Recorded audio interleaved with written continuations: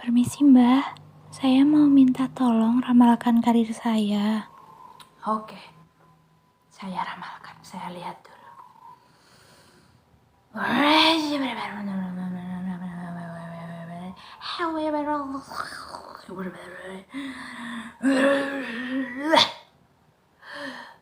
Saya melihat bahwa kamu ini baru saja gagal dalam sebuah proyek dan kamu mau dipecat.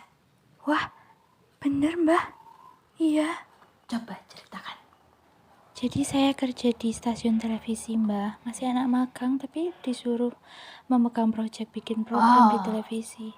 Tapi akhirnya kalau gagal Mbah dan itu saya dimarahin. saya punya solusinya. Kamu harus belajar programming. Apa itu Mbah programming? Nggak tahu programming. Anda bekerja di stasiun televisi tidak paham program. Wah, rumit ini.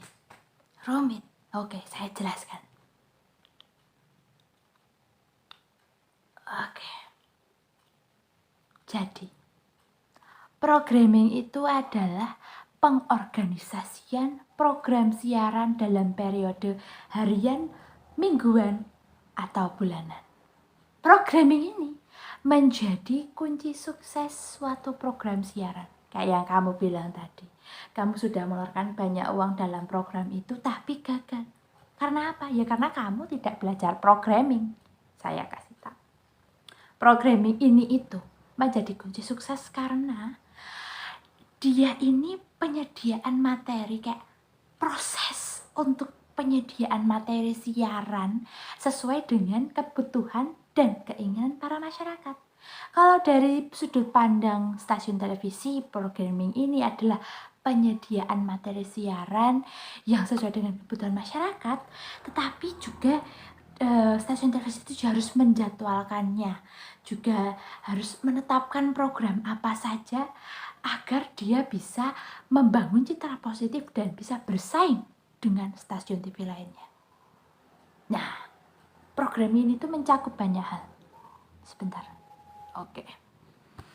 Yang pertama, ada orientasi program, strategi program, apalagi kebijakan program, penetapan sebuah program, pemilihan sumber dari programnya itu, terus penjadwalan program. Strategi tadi sudah belum, yaitu persetujuan program, penilaian program, dan pemantauan atau monitoring program itu. Nah, biar kamu gampang ini untuk menyusun program dan belajar programming, itu kamu harus memperhatikan jangkauan dari siaran kamu. Apakah itu lokal, nasional, atau internasional. Karena itu sangat mempengaruhi. Jika nasional kan di Indonesia saja ada WIB, WITA, dan WIT. Waktunya berbeda, jadi harus memperhatikan seperti itu contohnya. Terus harus riset dahulu, karena kan tadi sudah saya bilang, ini menyesuaikan kebutuhan dan keinginan masyarakat. Bagaimana bisa tahu jika kita tidak riset? Betul? Ya. Lalu harus memperhatikan isi dari programnya. Ya tentu dong. Harus tahu isi programnya itu apa. Terus setelah itu harus dijadwalkan dalam harian itu, kayak jam segini sampai jam segini berapa. Kan program TV itu 24 jam. Ya toh? Nah, lalu setelah itu harus ada variasi program. Pasti para masyarakat luas itu tidak mau kalau misal habis menonton talk show, tapi talk show lagi. Pasti bosan. Jadi lebih baik habis talk show misal ada film, seperti itu. Lalu harus ada kombinasi terbaik, karena televisi kan tidak hanya ingin memberikan info, tetapi mereka ingin memberikan uang untuk stasiun mereka. Nah, uangnya ini datang dari para pengiklan. Pengiklan datang karena programnya banyak penonton. Bagaimana biar banyak penonton? Ya, programming, begitu. Nah, tujuan dari yang sudah saya jelaskan tadi, ya tentu program itu bertujuan untuk meningkatkan para penonton di program kita.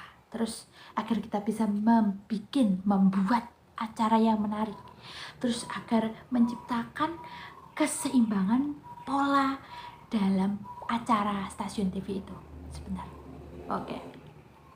Terus setelah itu tujuannya itu juga untuk membangun citra positif dari stasiun TV itu. Nah, jadi kalau misal kamu ini tadi kayak contohnya program TV kamu tadi. Program TV kamu ini sebelum kamu bikin blar, harus kamu riset dahulu. Oh, masyarakat ingin ini, ingin itu, ingin ini, ingin itu, ingin itu, baru kamu pikirkan, oh, sepertinya saya akan membuat program ini. Setelah itu kamu susun jadwalnya. Oh, mau kapan? Mau cocoknya ini ditonton saat jam berapa? Misal ini acara keluarga gitu. Ya, di misal saat sore hari maghrib itu kan semuanya sudah siap, sudah di depan televisi berkumpul bersama keluarga. Seperti itu. Nah, nah, biar program kami ini banyak penonton, itu ada strateginya itu banyak sekali, dan salah satunya adalah namanya hammocking ini menempatkan program kamu itu tadi, program baru kami ini ditempatkan di tengah antara dua program unggulan A, program baru kamu, program unggulan B. Nah, program unggulan ini yang udah banyak penonton, jadi orang yang mau nonton program unggulan B ini harus menonton program kamu dulu, betul kan? Nah, ya saya ini cuma peramal ya, bukan dosen broadcasting, jadi ya cuma bisa menjelaskan seperti itu.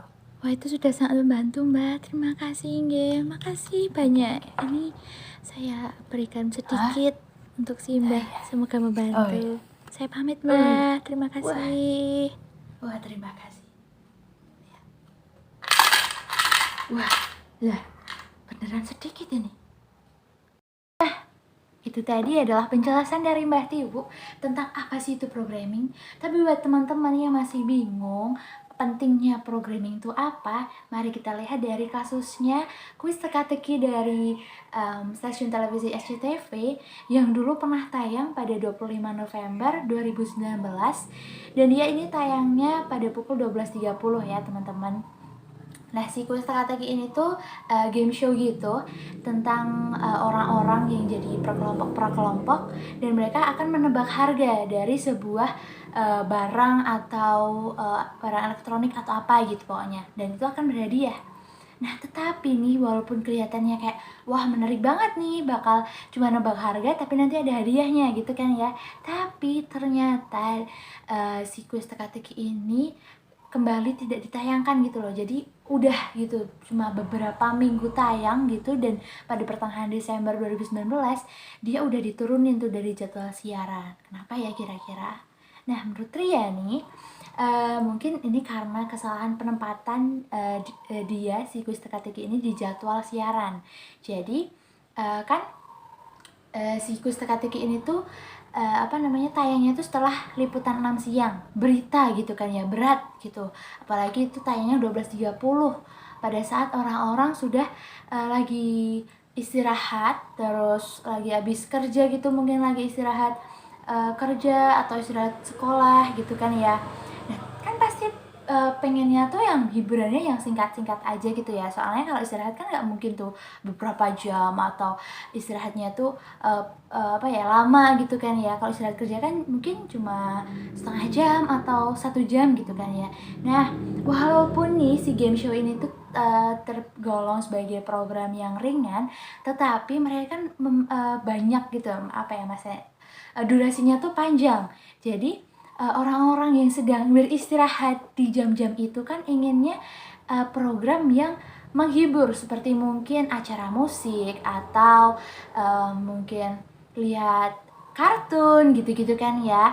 Jadi kalau untuk game show mungkin kurang tepat ditayangkan pada jam-jam seperti itu. Mungkin bisa ditayangkan pada saat maghrib gitu, saat habis azan maghrib mungkin, atau ada acara film yang ditayangkan pada maghrib, terus kan biasanya habis film ada kayak kuis gitu kan ya. Nah, mungkin itu setelah itu baru dia bisa, soalnya orang-orang sudah istirahat, udah pulang dari kerja, pulang dari sekolah, udah nonton TV gitu kan ya, mau melihat program TV yang menarik gitu. Nah, itu mungkin cocok tuh ditaruh di situ. Nah, si program si kuis teka-teki ini tuh dia turunkan soalnya ratingnya rendah, ya bisa dimaklumi gitu ya, soalnya ya banyak orang yang nggak lihat, akhirnya kan ratingnya turun, terus nggak bisa mendapatkan keuntungan untuk stasiun televisi. Akhirnya ya udahlah, kita cabut aja dari jadwal siaran gitu teman-teman. Jadi programming itu sangat penting, bagaimana kita bisa men-schedule, biar kita bisa menata program siaran kita itu biar ini cocok nih kayaknya buat jam-jam segini tuh cocok kayak gini gitu teman-teman. Mungkin lebih jelasnya bisa juga deh dilihat di video-video YouTube lain atau di buku-buku yang membahas tentang program yang lebih lanjut. Begitu penjelasan dari Tria, semoga membantu. Dadah.